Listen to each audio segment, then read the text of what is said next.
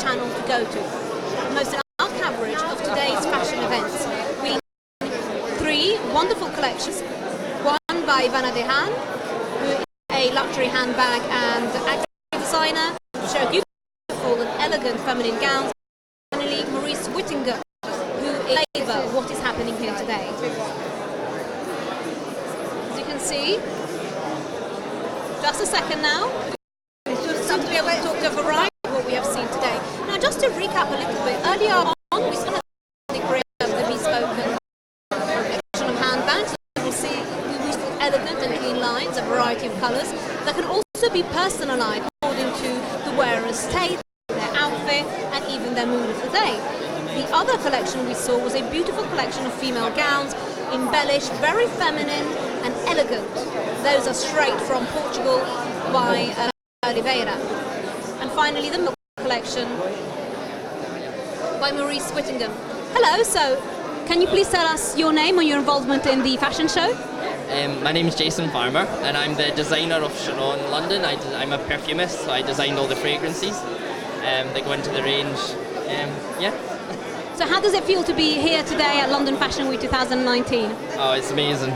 Like seeing everyone and seeing all absolutely amazing. And to launch my own brand at something so big has been really, really fabulous. So this is your launch? Yeah. Oh, fantastic. So you designed the fragrances. How did you get into this industry? It's something we don't really hear about that often. No. When I was a little boy, I bought lots and lots of essential oils from Holland and Barrett's and things like that, and I just mixed them and keep playing with them. And over years and years of development, turns out I had a really good nose for it.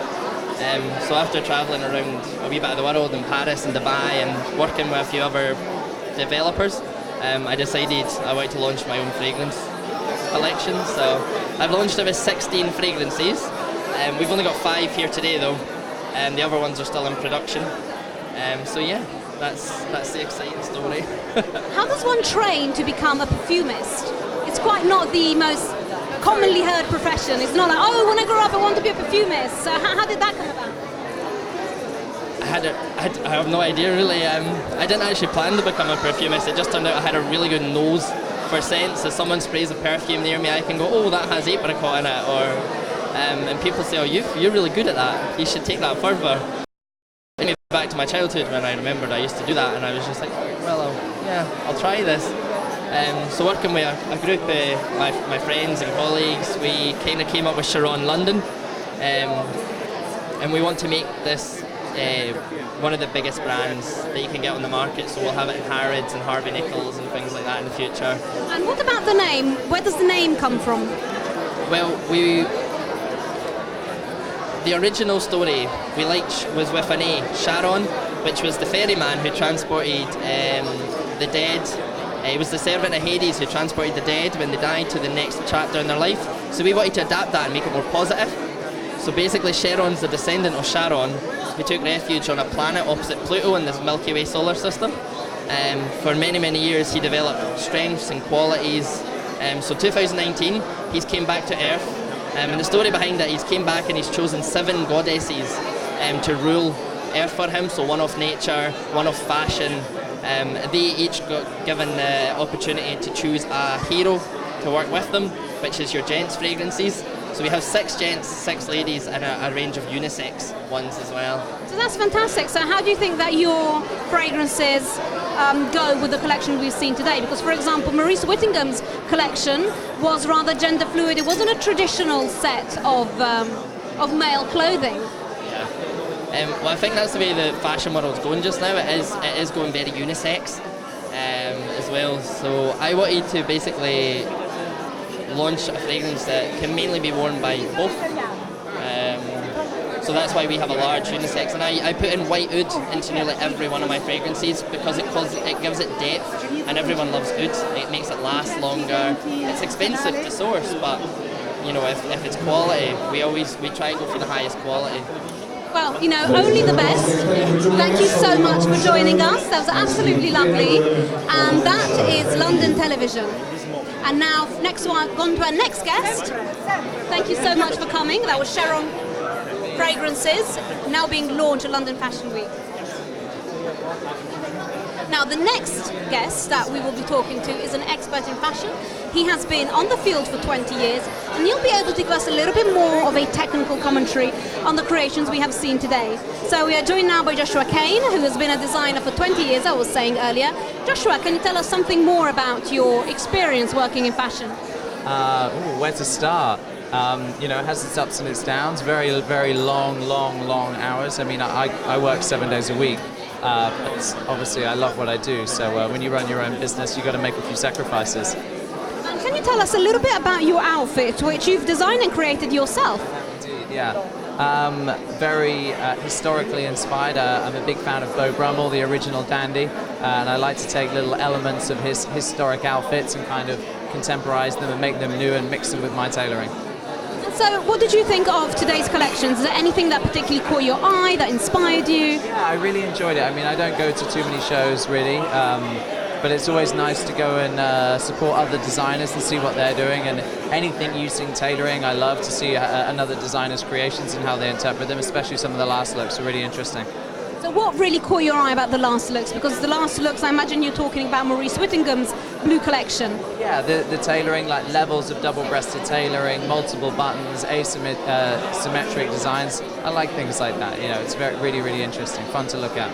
And where will we be seeing your work in the future? Where we'll be able to admire it and maybe even purchase it? Well, I have a flagship store in West London, 68 Great Portland Street, just behind Regent Street.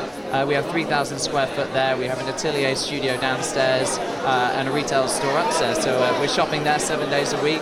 And we have an online store as well. And now we're working on our next 2 collections at the moment, with another runway at the end of October this year.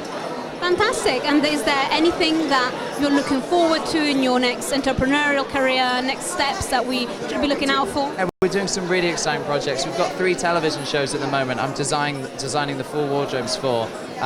One for Netflix, one on British television, and another one that we haven't announced yet. But I love designing characters, working with people's scripts and coming up with the outfits that go with the characters is a lot of fun.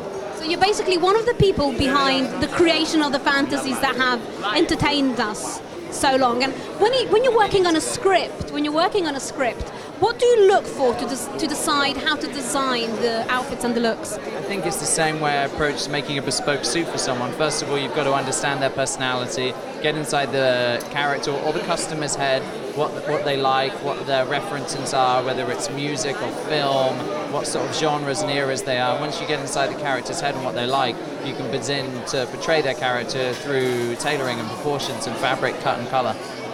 Fantastic. Thank you so much, Justrikayon. It was an absolute pleasure talking to you. And that was Justrikayon, a designer with 20 years experience, telling us how fashion can help express personalities. And now, on to our next guest. Hello, nice to meet you. I'm Adriana Urbano from London Television, launching our first live. Can you tell us something about yourself and what your involvement in fashion is? Well, my involvement with fashion is I did the top model competition for and he gave me a call to do Fashion Week. For the top I football and I had a really bad injury, so I didn't be able to competition. But luckily get me back and I walked the competition for top model, and that really gave me a boost, and they allowed me to give me the chance to walk Fashion Week, and I'm proud to be here.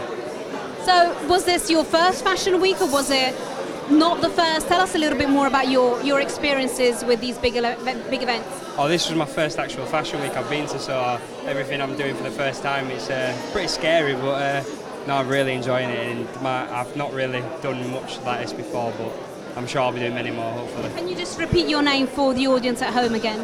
My name is Jamie Underdown. Thank you very much. Thank you very much. And now on to our next model. Now this lady, you might recognize her from the earlier show. She models some of Michaela Oliveira's beautiful feminine gowns. Can you tell us your name and a little bit about yourself, please? My name is Lilly. I'm an actress and a model. So I just won Miss Cannes Film Festival in Cannes 2019, so that was now. And I've just filmed 2 feature films. One is Bollywood, one is Hollywood. So I'm going to be on a film with Kate Beckinsale and another Bollywood one. Fantastic. And how did you find modelling these gowns? What did you think when you first saw them? Because they're really impressive to look at, aren't they? I know, they're amazing. I just feel like a princess. You know, I had a princess dress, so it's amazing. But it feels amazing.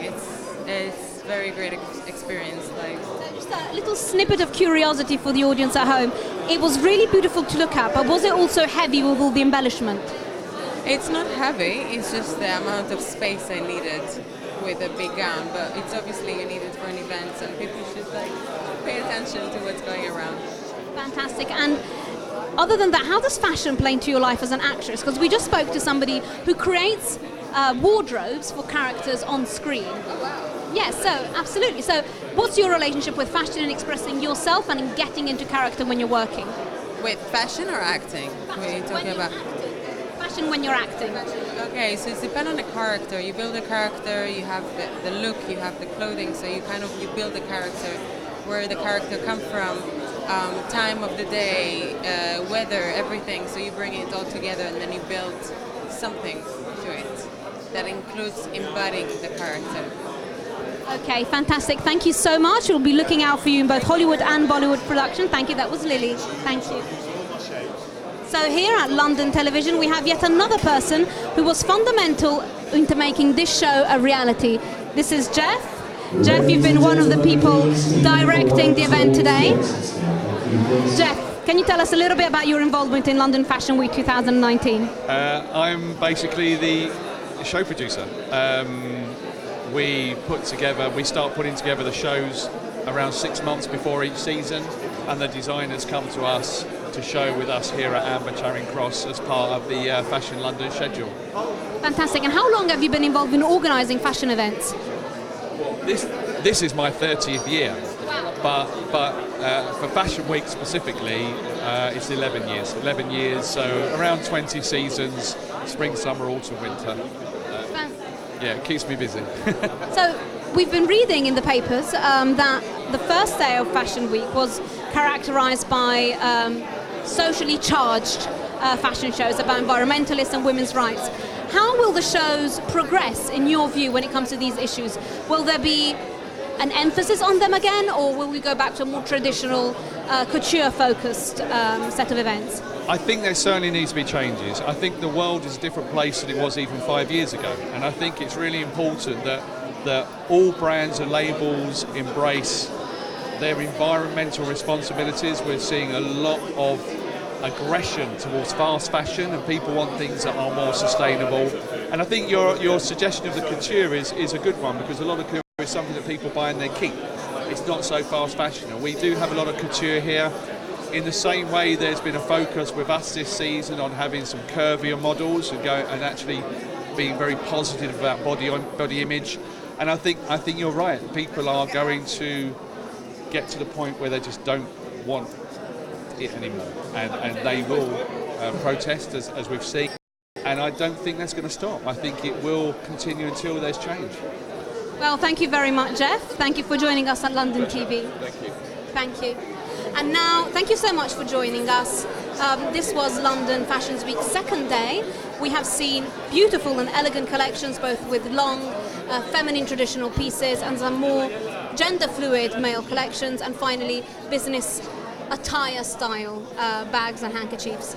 This is Adriana Urbano, and you've been watching London Television, a new TV channel taking you straight in the heart of everything London.